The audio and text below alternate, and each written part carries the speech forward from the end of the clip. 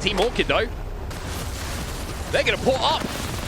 And they're going to be decimated here. That's one player dealt with, and surely now, with the numbers advantage on their side, all gamers are thinking of repeating the exact play they just made. Yeah, Orchid down to just a solo rat, so it's going to be Falcons, it's going to be AG, and it's going to be Nemesis. Of course, Luxford can still play a big part in this final circle. We've still not seen Nemesis on our screens, but don't forget about them. They're playing Newcastle, they're playing Alter, and they are playing Watson. And the question was, can Watsy get Zero and Hal back on their feet? Yes, quite simply yes. You can see it on your screen. Falcons back to full power as Luxford has to deal with all gamers dropping again. That will be Team Orchid eliminated. We're down to just 3. Big fight though, Nemesis, they go into Falcons. This is opening up for all gamers. It's opening up for all gamers, but can they get Hal back on his feet before all gamers move in here? All gamers now trying to make the swing, trying to make the swap. And it looks like they should be in a position here to take game number 1 away. Zero on his own. He'll be dealt with, then all gamers global will win your game number 1 here. You saw Hal, by the way, nearly 2k damage already in this game. But the catwall now going down from TSM. They have moved in towards zone. But the Motherload and the EMP coming in means that Kinnetrope will be destroyed. They will be eliminated, and Falcons do not want to let anyone on this side of the map. And Falcons are so spread, they are just covering, they are pinching, it's just Wolves left. It's just Wolves left, and look at this. Just so much space being controlled still by Falcons. The question is, did they use all of those ultimates to clear this space a little bit prematurely? And what have Wolves got to play with? If Wolves can commit and maybe find a single player from Falcons, there is a chance here. You can see that Sparrow ultimate was close as well, and that could really make a difference. And they're so close to a Dark Veil as well. All the ultimates are nearly there for Wolves, which could make They're not going to let it happen. Hal's swinging in here.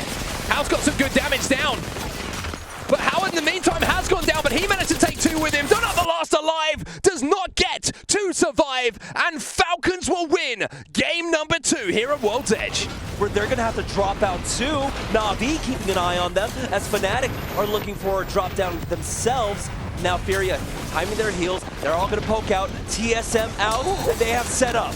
NIP, they find 2 knots with the Na'Vi. Everybody in the lobby uses their Ash portal to get closer to that next zone. We see the knots, we see the double catwalks, and we see Furia jumping in from the high ground, from the fence line. Fnatic get eliminated. Final 3 squads, TSM, Furia, and Team Falcons. As Furia loses out on 1, Falcons pretty up to try to wrap around here. Last 2 squads as Furia are the champions. But what chaotic final zone for our last 3 teams.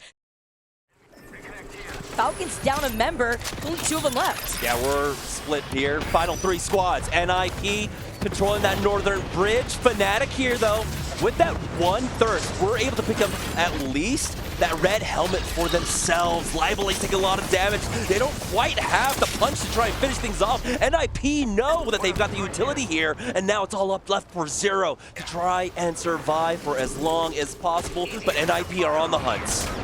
Looking for it. Zero's been hitting some of these Kraber shots, but with the Devo at his back, good luck. NIP now looking down, taking free range over Fnatic. The catwalls were called in from Fnatic, but they've already scrambled like flies here as McLovin just letting the Devo roar with only 62 bullets in the armory. Zero is able to survive, and he's gonna try and hold it down, but that Kraber shot ends up missing. McLovin holding an angle on one end, and NIP converge. That's gonna be NIP taking match number 4. Oh, it's Fox onto the low ground. Zero Tenacity's final player will go down. Setsuki picks one up. Only 2 Cryptos left alive, but there's plenty of race going down as Kinnetrope. They have so much space, but Noah's Fox decided to send it on them and might have just taken one of the best spots if they win it. Ninjas in Pyjamas still alive, by the way, in this game. They might be looking to go back-to-back here. Kinnetrope and Bolts looking to keep his teammate alive here behind the knockdown.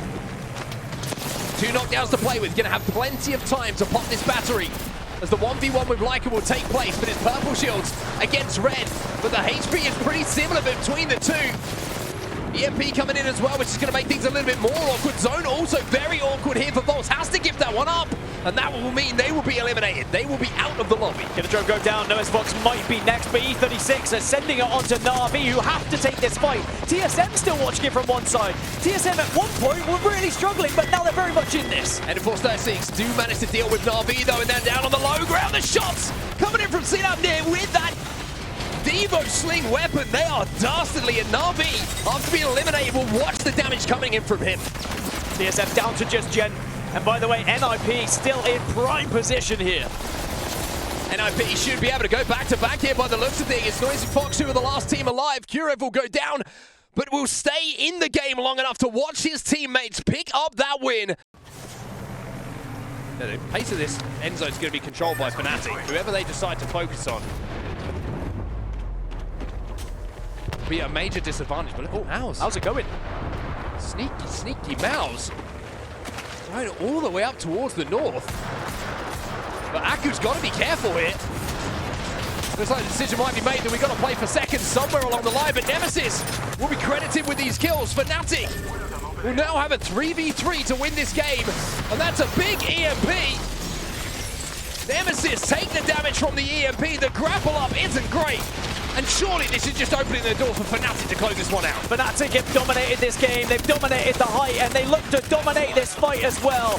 Nemesis will fall, Fnatic will take the game, and they erupt with a victory here in match number 6. And APAC North will be celebrating wherever they are watching right now. We do have to also mention the differences in terms of compositions as well. While we do have the ballistic across all 3 teams, 2 of them are running the crypto, while we've got the Sparrow for Movie Star Koi, and of course, like you saw there, the Sheila for Na'Vi, so some extra firepower to finish things off for them.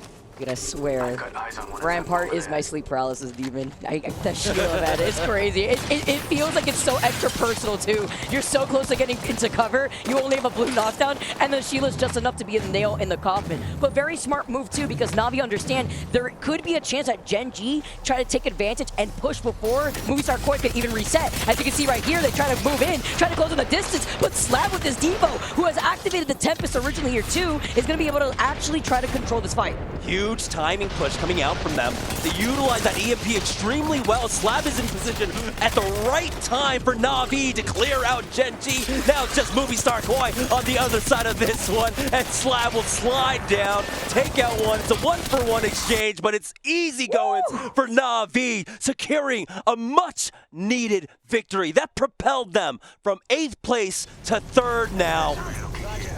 And throughout all this, Mouse note that and try to advance on their position. They know that one person is playing anchor back here. They've got the fight. Now they're pulling back with their 3rd to try and go for this, but I think enough damage was done. Someone got knocked to the ring. Yeah, that was the 3rd. Noah's Fox now have the advantage. They just got the res there too, but it was too far out of the zone there. It did just enough damage, and now Mouse just walked up, left against the first stock here originally, but they're taking too much pressure here. Also from behind us, E36 walk up to get the 3P. Noah's are just in shambles. Only 1 member left of Noah's as now Fnatic walk up uncontested, while the fight between TSM and Wolves Esports is going down in wall. Massive game here though for both Fnatic and Enter Force 36. Fnatic, a win here basically secures them into the top 7. For Enter Force 36, that puts them on the bubble. Right now at 45 points though, as Fnatic push forward, Wolves will get eliminated. E36 on the other side of this fight. TSM have to now quickly get involved in the 3rd party if they want an opportunity to take this game, especially while this fight is going for as long as it is. IOI that cannot clutch it out. He can't slide out of their line of sight. One of the teams rocking the Mirage is Fnatic at the res. What is TSM doing? They just finished that fight versus Wolves, but it took so long, and now they have no way to cross this distance because they're one of the teams with the Valkyrie, literally the only team with the Valkyrie, the Rampart, and the Newcastle to cross in this space. Now Fnatic have the high ground. Full 3v3, and I was gonna say the Evo in favor of Fnatic, but TSM led a huge nade. Lively's gets a knock. Colonel Garcia comes in for a 2nd, and Fnatic take a massive win here. So much KP farmed. TSM managed to get, once again, a double res in the last few minutes as well. They were down to a solo, but managed to stick a respawn beacon, get both players back into the game. To become a 3 in this situation, how many times have we seen that from TSM so far today? TSM trying to hunt down the last member of Wolves, and they will find it, but will that lead Furia to attack here? Furia have the high ground over TSM. This is not a done deal for TSM, even though they got the extra player. TSM don't have a Sparrow as well to like hop over this wall. But Furia are gonna climb, and they do have a Sparrow. Panic's up on height though and absolutely shreds. Madness down, Nox will fall last, and TSM will not die. They stay alive, reset once again in this lobby, and will take match number 9. All gamers who won the first game today, if they could find a victory here in match 10, they could find themselves in the match point final. Now it's Furia who just fell, so they will be into the LCQ. They won't go directly into match point finals. The mobile shield was good for the cross, but maybe not good enough to deal with TSM. Zap is down. Panic and Jen, the last alive, dropped, is eliminated. They cannot force their way into that top 7. All gamers will have to go through the LCQ. Well, suddenly this top 7's looking pretty secure. Na'Vi currently hold the 7th position, but there is still a chance, maybe for ALGS, but TSM are shredding right now. Gen G have been eliminated in the meantime as Jen does so much damage, outputs so many bullets with that Sheila. And most importantly, connects with the majority of them to keep the space alive for TSM to get the res. How many times have we said it? TSM won't die. And now Katzia are looking to do something very similar themselves. I don't think there's enough points available for ALGS to get into the top 7, but they can certainly go into the LCQ with a bang. But it might not matter, because TSM are just on a roll right now. Player K, last alive here, but he's being chased down by all 3 members of TSM. ALGS are eliminated as the top 2 now stand. It's Kinatrope versus TSM to see who will be the champion of Game 10. And it might just be TSM with how they've been playing. Duplex will go in, but doesn't even need to fire a bullet. They overtake Team Falcons. They put down 117 points for the day.